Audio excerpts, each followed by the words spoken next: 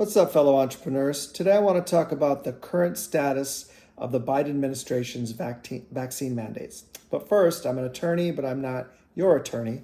So please seek out competent legal counsel for your specific question or concern. All right. So back in November, OSHA published an Emergency Temporary Standard, or ETS for short, implementing Biden's executive order requiring large employers of 100 or more employees to require employees to get vaccinated for COVID-19 or undergo weekly testing. The very same day the ETS was issued, the Fifth Circuit Court of Appeals in New Orleans issued an order barring OSHA from implementing the ETS. That order was then reaffirmed by the same court a week later. As a result, OSHA paused implementation of the shot or test mandate. As lawsuits seeking to block the ETS were brought in multiple districts, the courts used an arcane lottery process to decide which court would take over all the different cases. The Sixth Circuit in Cincinnati was selected to decide the future of the new vaccination or test mandate.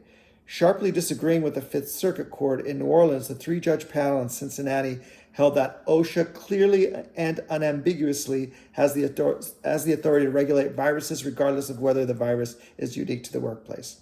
The panel further held that OSHA has the authority to issue an emergency temporary standard like this because COVID-19 transmission continues to be a grave danger to the workplace, particularly to unvaccinated workers.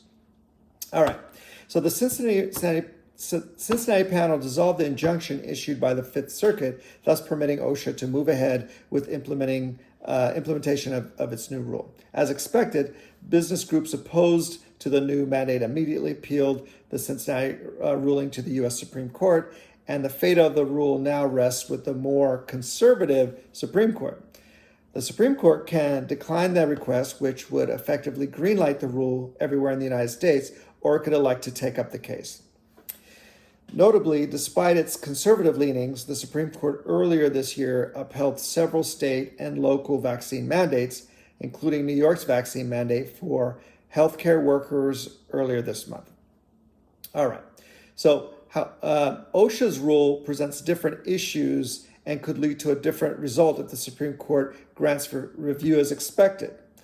As the Department of Labor gears up to enforce the new rule, employers prepare for two different compliance deadlines of January 10th and February 9th. By January 10th, employers must comply with all the ETS requirements other than COVID-19 testing for unvaccinated employees. These requirements include determining the vaccination status of covered employees, requiring all covered employees who are not fully vaccinated to wear face coverings indoors, provide up to 4 hours of paid leave for employees who wish to get vaccinated, maintain a roster of each employee's vaccination status and keep a record of proof of vaccination, report certain work-related COVID-19 cases to OSHA, exclude employees with COVID-19 from the workplace for specific periods of time, develop and implement a written policy on COVID-19 vaccination, and provide certain information to their employees, including the requirements of the new rules and procedures. Whew, that's a lot.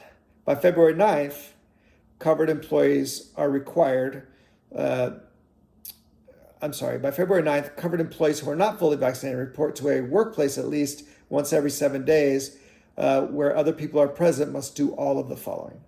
Be tested for COVID-19 once every 7 days, provide documentation of their most recent COVID-19 test results to their employer.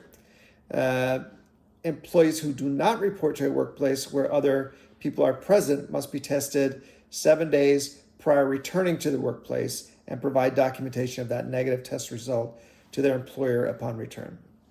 So we focus on small business here on this channel, and this mandate only currently affects large employers.